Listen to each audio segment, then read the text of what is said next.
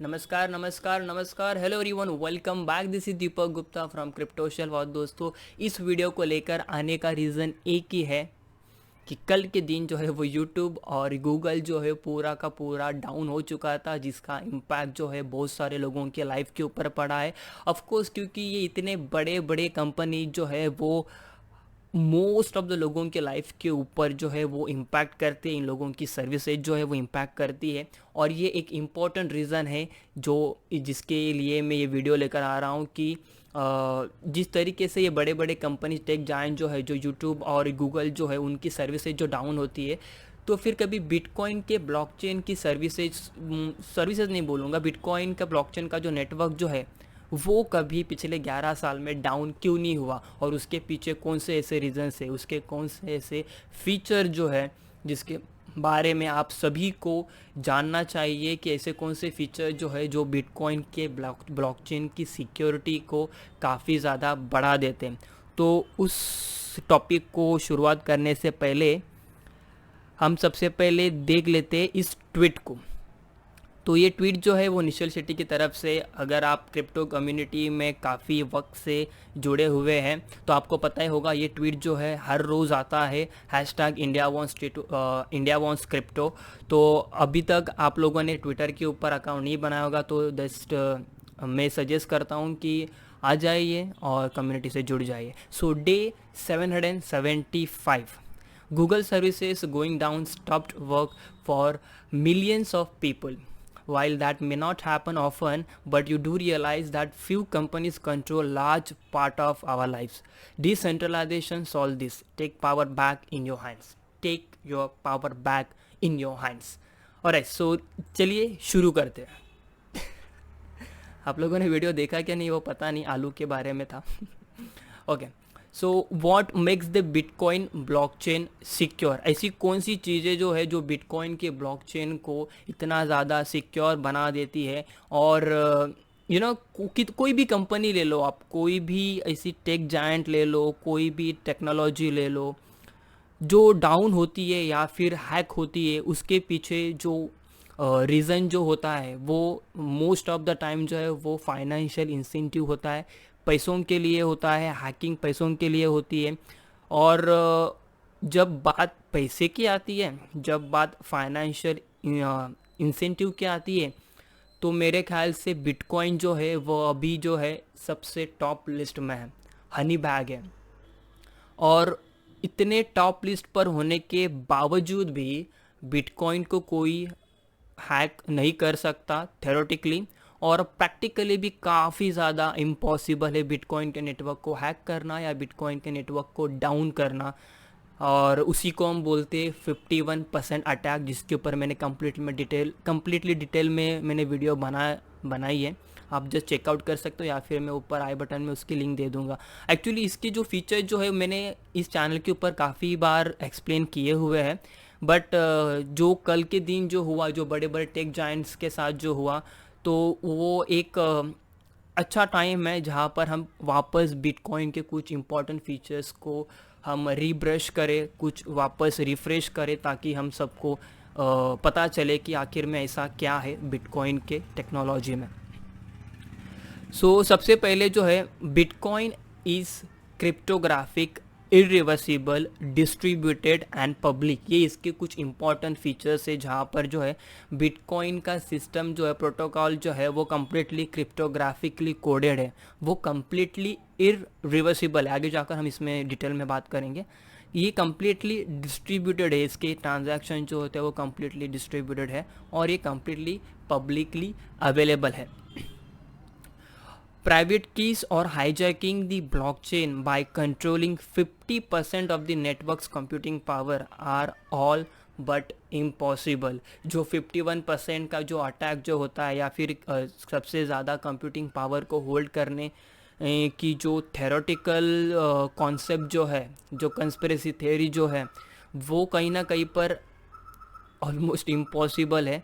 But उसमें हम थोड़ा सा डिकोड करेंगे, या फिर आप जस्ट वो वीडियो मेरा देख लेना, 51% अटैक, उसमें मैंने कम्प्लीटली डिटेल में वीडियो बनाई है। ओके, सो हम कुछ इंपॉर्टेंट पॉइंट्स के बारे में बात करते सीधा। ओके, सो हाँ, ये देखिए, जैसे कि मैंने आपको बताया कि मोस्ट ऑफ द कंपनी जो होते हैं, जो हैक जो होती है, कोई भी ऐसी हैकिंग जो होती है, हाईजैकिंग जो होती है, मैं इंटरनेट के ऊपर बात कर रहा हूँ, तो फिर उसका जो है 71% of hacks being financially motivated. Of course वही रीज़न होता है फाइनेंशियली मोटिवेटेड होना। और बिटकॉइन का जो अब मार्केट कैप जो है वो 335 बिलियन डॉलर का मार्केट कैप हो चुका है। और इसमें जो है काफ़ी सारे लोग जो इसमें पोटेंशियल भी देखते हैं, तो फिर ये कहीं ना कहीं पर टॉप लिस्ट पर है, जहाँ पर बहुत सारे लोग जो है इसको टारगेट कर सकते हैं, बट फिर भी टारगेट नहीं करना चाहते हैं। उससे अच्छा वो लोग बोलेंगे कि टारगेट करने से अच्छा हम इस नेटवर्क में पार्टिसिपेट करके इस नेटवर्क को हेल्प करेंगे और सिक्योर बनाने में। वही काफ़ी ज़्यादा जो है वो फेवरेबल साइड रहेगा, फेवरेबल ओपिनियन रहेगा, अगर आप बिटकॉइन को हैक करने की कोशिश कर रहे हैं तो। Okay, so bitcoin uses public key cryptography. जो बिटकॉइन में जो क्रिप्टोग्राफी जो होती है वो जो है वो पब्लिक की क्रिप्टोग्राफी होती है, और पब्लिक की से जो है वो प्राइवेट की को इंश्योर किया जाता है, ऑथेंटिकेट किया जाता है। तो बिटकॉइन जो है वो एक ओरिजिनल क्रिप्टो करेंसी है, सबसे पहली क्रिप्टो करेंसी तो वही है। Crypto is a short for cryptography, more specifically public key cryptography. That means it uses a private and public key to ensure the authenticity and integrity of transactions. Bitcoin's digital signature are signed using something called the elliptical curve digital signature algorithm. मैं इतने technical terms में नहीं जाने वाला हूँ, may be future में जिस तरीके से मैं भी इस सारे टेक्निकल टर्म्स के बारे में जितना जान सकूँ, जितना सीख सकूँ आगे जाकर, वैसे धीरे धीरे मैं आपसे वो सारी बातें जो है वो शेयर करूँगा। तो बिटकॉइन के नेटवर्क में जो है क्रिप्टो करेंसी, बिटकॉइन का जो नेटवर्क जो है ब्लॉकचेन नेटवर्क जो है उसमें प्राइवेट की का इस्तेमाल किया जाता है, प्राइवेट और पब्लिक की का इस्तेमाल किया जाता है, ताकि जो ट्रांजैक्शंस की इंटीग्रिटी जो है या फिर ऑथेंटिसिटी जो है उसको हम वेरीफाई कर सकें, और उसको डिजिटल सिग्नेचर से वेरीफाई किया जाता है, जिसको हम बोलते हैं elliptical curve digital signature algorithm. आपको ये सारे टेक्निकल टर्म पता होना ज़रूरी है, ऐसा कुछ भी नहीं है, बट आपको इतना पता होना चाहिए कि बिटकॉइन का ब्लॉकचेन का नेटवर्क जो है वो क्रिप्टोग्राफी के ऊपर रन होता है, पब्लिक की क्रिप्टोग्राफी के ऊपर रन होता है। और भी ऐसे कई सारे कॉन्सेप्ट जो है, लाइक कि एक बार हमें आपका पब्लिक की मिल जाए, पब्लिक की तो वो पब्लिकली अवेलेबल रह सकता है, क्योंकि वहाँ पर जो है वो वन वे ट्रांजैक्शन ही हो सकता है। अगर मेरे वॉलेट का, बिटकॉइन वॉलेट का पब्लिक की मैं आपको दे दूँ, तो आप उस पब्लिक की से सिर्फ मुझे बिटकॉइन भेज सकते हो, निकाल नहीं सकते हो, सिर्फ एक वन वे ट्रांजैक्शन होता है। बट फिर भी जो है कई सारे लोग जो है वो पब्लिक की से प्राइवेट की को निकालने की कोशिश करते हैं, जो कि काफ़ी ज़्यादा इम्पॉसिबल है, क्योंकि उसमें जो कोड्स जो होते हैं वो काफ़ी ज़्यादा डिफ़िकल्ट होते हैं, और उससे जो है बिटकॉइन के ब्लॉकचेन की सिक्योरिटी और भी ज़्यादा बढ़ती है, और उसी को बोलते हैं ब्रूट फोर्स सर्च, जहाँ पर लोग जो है वो पब्लिक की का इस्तेमाल करके प्राइवेट की को निकालने की कोशिश करते हैं। मे बी फ्यूचर में जाकर मैं ब्रूट फोर्स के बारे में एक डिटेल में वीडियो बना दूंगा। Okay, so next important point क्या है, तो बिटकॉइन का ट्रांजैक्शन जो है वो इरिवर्सिबल है। एक बार अगर आपने बिटकॉइन के ब्लॉकचेन के ऊपर कोई भी ट्रांजैक्शन कर लिया तो फिर वो जो है वो इरिवर्सिबल है, अपने डेबिट कार्ड क्रेडिट कार्ड की तरह नहीं है। अगर कोई गलती से कोई ट्रांजैक्शन अगर हम कर रहे हैं तो बैंक को इन्फॉर्म वगैरह करके वो रिवर्स हो जाता है, बट यहाँ पर जो है वो यहाँ पर बिटकॉइन के ब्लॉकचेन में सारे ट्रांजैक्शन जो होते हैं वो इरिवर्सिबल होते हैं। A clever thing about Bitcoin is that it's run on a blockchain. Of course, सबसे बेहतरीन चीज़ जो है जो बिटकॉइन के नेटवर्क को बैकअप करती है वो है ब्लॉकचेन। और ब्लॉकचेन में जो है ये सारी चीज़ें जो एडअप होती है, ब्लॉकचेन एक लाइक अ ब्लॉक जिसमें सारा का सारा डेटा जो है, बिटकॉइन के ट्रांजैक्शन का डेटा जो है वो रिकॉर्ड किया जाता है। और हर एक ब्लॉक जो होता है, अगर ये ब्लॉक भर गया तो नेक्स्ट ब्लॉक जो माइन होगा वो ब्लॉक पीछे वाले ब्लॉक से लिंक रहेगा, और इसी तरीके से आगे बहुत सारे ब्लॉक जो है वो एक दूसरे से लिंक रहेंगे। और अभी तक मेरे ख्याल से, if I am not wrong, 5.5 lakh से 6 लाख ब्लॉक जो है वो ऑलरेडी माइन हो चुके हैं। यानी कि इतने सारे ब्लॉक जो है जो एक दूसरे में लिंक है, और सारे ब्लॉक में हर एक ट्रांजैक्शन का डेटा है। तो एक बार अगर कोई भी ट्रांजैक्शन ब्लॉकचेन में रिकॉर्ड हो गया, उस ब्लॉक में रिकॉर्ड हो गया, तो फिर आप उसको रिवर्स बिल्कुल भी नहीं कर सकते हो। Blockchains are a write-only ledgers. You can add information to them, but the blocks, once written, can be modified. It's as if all the transactions are buried beneath the weight of the other blocks. That means people can't simply reverse a transaction. आप जो है उसको reverse नहीं कर सकते हो। और so next feature जो है, जो कि बिटकॉइन के ब्लॉकचेन को और भी ज़्यादा सिक्योर बना देता है, और ये एक इंटरेस्टिंग फीचर है, जो कि है बिटकॉइन जो है वो डिस्ट्रीब्यूटेड लेजर का इस्तेमाल करता है। ओके, जस्ट एक केस के बारे में हम बात करते हैं। मान लीजिए आपका 100 लोगों का एक ग्रुप है, और एक इन्फॉर्मेशन जो है, एक काफ़ी ज़्यादा सीक्रेट इन्फॉर्मेशन जो है, उसको आपके पूरे ग्रुप को प्रिजर्व करना है, सेव करके रखना है।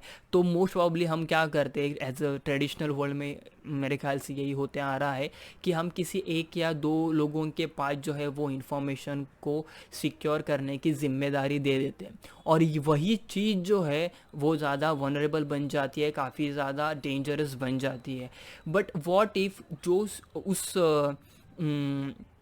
सीक्रेट जो है, जो 100 लोगों में जो था, उसको हम किसी एक या दो पर्सन के हाथ में देने के बजाय पूरे के पूरे 100 लोगों में जो है उसकी सिक्योरिटी बांट दो, तो इससे क्या होएगा, पूरी की पूरी सिक्योरिटी जो है वो सब के हाथों में आ जाएगी, और सबको अपना अपना ट्रस्ट मिल जाएगा, खुद वेरीफाई कर सकते हैं, एक दूसरे से चीट नहीं कर सकते हो। ये जो कॉन्सेप्ट जो है, जहाँ पर सिक्योरिटी किसी एक के हाथ में देने के बजाय सभी के हाथ में सिक्योरिटी दे दो, ये कॉन्सेप्ट जो है, जो बिटकॉइन ने यहाँ पर प्रूफ कर दिया है, क्योंकि बिटकॉइन के ब्लॉकचेन की सिक्योरिटी किसी एक पर्सन के हाथ में नहीं है। जस्ट लाइक गूगल और यूट्यूब जो है, उनको जो कंट्रोल, गूगल सर्च इंजन और यूट्यूब जो है, उनको कौन कंट्रोल करता है? गूगल एक कंपनी कंट्रोल करती है, राइट? तो फिर बिटकॉइन के केस में ऐसा नहीं है। बिटकॉइन के केस में जो है वो उसकी सिक्योरिटी जो है वो सभी लोगों के हाथ में जो है इक्वली बांट दी गई है, और उसी से उसकी सिक्योरिटी काफ़ी ज़्यादा बढ़ती है। तो वो सभी लोग कौन होते हैं, किसके हाथ में सिक्योरिटी है, तो वो अब हम बात करते हैं। The traditional finance ecosystem relies on centralized parties like banks to keep a record of transactions. जितना भी जो फाइनेंशियल ट्रेडिशनल कंपनी जो होते हैं, उनका जो डेटा जो रहता है, जो लेजर जो रहता है, जो पैसे का लेन देन जो होता है, वो सारा का सारा जो डेटा जो है वो किसी एक सेंट्रलाइज पार्टी के पास होता है, या किसी बैंक में होता है, या फिर किसी एक डेटाबेस में होता है, जिसका कंट्रोल किसी सर्टन ग्रुप ऑफ पीपल के पास ही होता है। But that means that you are reliant on those parties to act in good faith. यानी कि हम उनके ऊपर डिपेंड करते हैं कि हाँ, जो वो लोग जो कहेंगे वो कम्प्लीटली राइट होगा, वो लोग जो कहेंगे, या फिर हमें ट्रस्ट करना पड़ेगा कि हाँ, वो अपना डेटा जो रहेगा वो completely सिक्योर रख पाएंगे। But blockchain are different. They are a type of distributed ledger technology. Instead of your money sitting in centralized database vulnerable to single point of failure, it's kind of everywhere. Or more accurately, the record of transaction is distributed among many separate parties. किसी एक के हाथ में security देने के बजाय उसकी जो ट्रांजैक्शन की सारी डिटेल जो है वो सभी लोगों के हाथ में जो है उसको डिस्ट्रीब्यूट किया गया। अब वो सारे लोग कौन होते हैं? सिंपली जो बिटकॉइन का ब्लॉकचेन का जो नोड जो होता है, जो अपने कंप्यूटर के ऊपर या मशीन के ऊपर डाउनलोड करके उसको जो रन करते हैं वही बिटकॉइन के नोड जो होते हैं वो उन्हीं सभी के हाथ में जो होता है, वो उनकी सिक्योरिटी को डिवाइड किया गया है. Everyone running the bitcoin software with a node a computer is responsible for verifying transaction. जो कंप्यूटर जो होता है, जो नोड जो होता है, वही सारे ट्रांजैक्शंस को जो है वेरीफाई करता है. काफ़ी ज़्यादा कॉम्प्लिकेटेड मैथमेटिकल प्रॉब्लम्स होते हैं उनको वो सॉल्व करता है, और उससे उस ट्रांजैक्शन की ऑथेंटिसिटी और इंटीग्रिटी जो है वो सॉर्ट आउट होती है. अभी आपको वो मैन्युअली नहीं करना पड़ता है. जो बिटकॉइन का सॉफ्टवेयर जो है वो खुद ही अपने आप में इतना कैपेबल है कि वो सारी चीज़ें आपके लिए कर देगा. और जब भी आप बिटकॉइन के नोड को डाउनलोड करोगे, सॉफ्टवेयर को डाउनलोड करके आप एक नोड रन करोगे, तो आप एक बिटकॉइन के ब्लॉकचेन में एक्टिवली पार्टिसिपेट कर लेते हो. Okay, so this is what it is. और नेक्स्ट ओके, हाँ, ये इसके बारे में भी बात करते हैं हम. 51% अटैक के बारे में भी थोड़ा कुछ बात करते. तो मान लीजिए कि अभी जो है वो किसी को बिटकॉइन नेटवर्क के ऊपर कंट्रोल करना है. अब बिटकॉइन नेटवर्क के ऊपर अगर कंट्रोल करना है तो जाहिर सी बात है उस एक पार्टी को, उस सिंगल पर्सन को या सिंगल कंपनी को जो है बिटकॉइन के नेटवर्क में 51% का कंट्रोल हासिल करना होगा. बट उस 51% का कंट्रोल हासिल करने के लिए ही आपका काफ़ी ज़्यादा एक्सपेंसेस हो सकता है और काफ़ी ज़्यादा कॉम्प्लिकेटेड भी हो सकता है.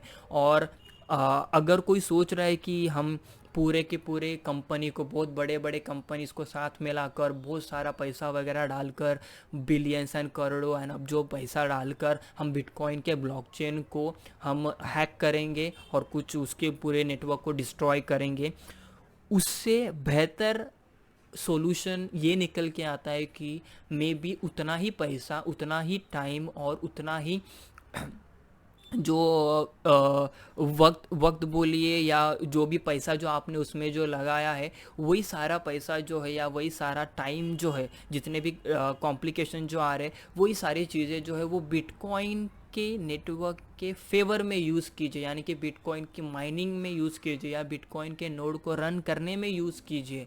तो आपको उससे ज़्यादा बेनिफिट मिलेगा दैन हैकिंग और taking down bitcoins blockchain network, जो कि थेरोटिकली भी और प्रैक्टिकली भी ऑलमोस्ट इम्पॉसिबल है. और अगर आपको ये 51% का अटैक अगर नहीं समझ में आ गया हो, तो मैं आपको हाईली रिकमेंड करूँगा कि वो वीडियो आप देख लीजिए. वो काफ़ी ज़्यादा इंटरेस्टिंग है. आप सोच सकते हो कि अगर आप बोलोगे कि ऐसा कैसा पॉसिबल है कि कोई भी इसको हैक नहीं कर सकता है, तो उसमें मैंने काफ़ी ज़्यादा क्लियरली एक्सप्लेन किया है, कुछ डेटा के साथ एक्सप्लेन किया है और कम्प्लीटली एक वैलिड रीज़न के साथ एक्सप्लेन किया, ताकि आपको समझ में आ जाएगा. Okay, so last but not the list, the Bitcoin blockchain is public. ये कम्प्लीटली पब्लिकली अवेलेबल है. बिटकॉइन के हर एक ट्रांजैक्शन का रिकॉर्ड जो है 2009 से स्टार्ट हो गया था बिटकॉइन, राइट. बिटकॉइन का ब्लॉकचेन 3 जनवरी 2009 से स्टार्ट हो गया था.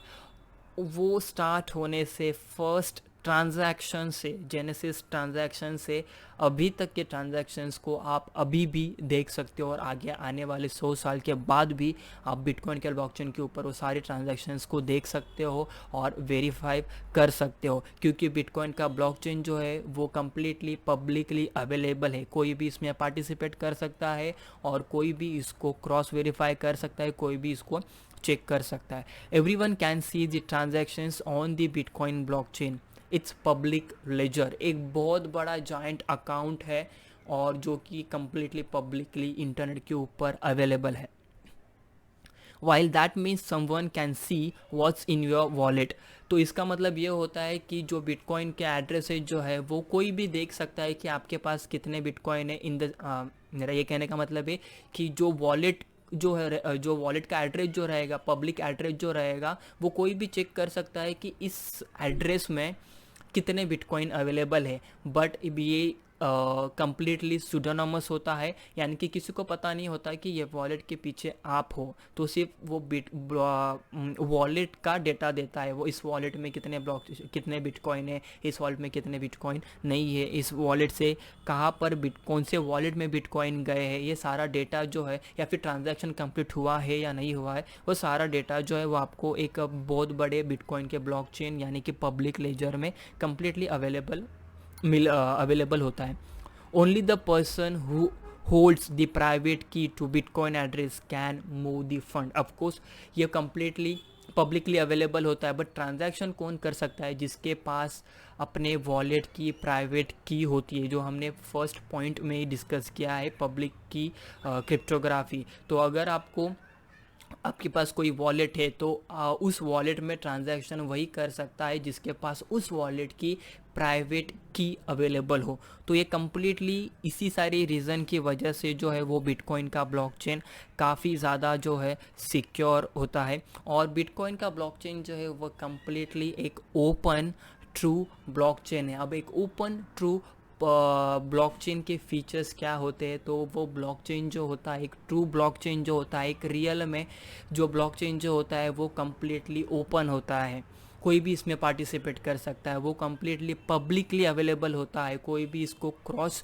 चेक कर सकता है. वो कम्प्लीटली बॉर्डर लेस होता है. तो यानी कि उस ब्लॉकचेन में कोई भी लिमिटेशंस नहीं है कि आप इंडिया से बाहर पैसा नहीं भेज सकते हो, इन शॉर्ट बिटकॉइन नहीं भेज सकते हो. ऐसा उसमें कोई भी ऐसी लिमिटेशंस नहीं है. कम्प्लीटली बॉर्डर लेस होता है. दुनिया के एक कोने से दूसरे कोने में आप उस बिटकॉइन को या उस ब्लॉकचेन में ट्रांजैक्शन कर सकते हो. नेक्स्ट पॉइंट जो है वो कम्प्लीटली सेंसरशिप रेसिस्टेंस होता है. यानी कि कोई भी इसको जो है सेंसर नहीं कर सकता है. एक ट्रू जो एक सच्चा ब्लॉकचेन जो होता है, एक ट्रू ब्लॉकचेन जो होता है लाइक बिटकॉइन का ब्लॉकचेन, उसको कोई भी सेंसर नहीं कर सकता है. और एक फिफ्थ पॉइंट जो है वो एक कम्प्लीटली ट्रू ब्लॉकचेन का वो है न्यूट्रलिटी. यानी कि उस ब्लॉकचेन को, यानी कि बिटकॉइन के ब्लॉकचेन को कोई फ़र्क नहीं पड़ता है कि आप जो ट्रांजैक्शन जो कर रहे हैं वो कितने बड़े अमाउंट का है या कितने छोटे अमाउंट का है, या आप दुनिया के कौन से कोने से कर रहे हो, या आप कौन हो या आप कौन नहीं हो, या वो आपका इंटेंशन सही है या इंटेंशन रॉन्ग है. इससे बिटकॉइन के ब्लॉकचेन को कोई फ़र्क नहीं पड़ता है. वो बस एक चीज़ करता है कि बिटकॉइन का ब्लॉकचेन जब आप ट्रांजैक्शन करते हो तो वो सिर्फ एक चीज़ चेक करता है कि ये ट्रांजैक्शन वैलिड है या इनवैलिड है, ये राइट है या रॉन्ग है. ये डिसाइड करने का काम बिटकॉइन का ब्लॉकचेन का नहीं है. बस वो वैलिड अगर है, यानी कि सारे अगर आपने सब अच्छी तरीके से किसी एड्रेस के ऊपर भेजे, सब कुछ वेरीफाई हो जाता है, तो बस वो वैलिड है, या तो फिर वो इनवैलिड है. तो ये एक ट्रू ब्लॉकचेन के इंपॉर्टेंट फीचर्स है और जो मैंने अभी आपके साथ शेयर किए. और यही सारी चीज़ें जो है जब साथ में आती है तो बिटकॉइन का ब्लॉकचेन इतने सालों से कम्प्लीटली रन होते जा रहा है. And I am very much confident कि आगे जाकर आने वाले कई सारे सालों में बिटकॉइन का ब्लॉकचेन तभी भी इसी तरीके से बरकरार रहेगा और अच्छा खासा रन होते रहेगा. It's a long video, I hope आपको पसंद आ गया होगा. If not then let me know what should I add in my videos. If yes then let me know कि आपको क्या पसंद आया इस वीडियो से, क्या सीखने को मिला, या फिर आगे मैं कौन सी चीज़ को कवर अप करूँ. So this is it. Now I'll see you in the next video. Till that, you guys stay safe, stay happy. Bye bye.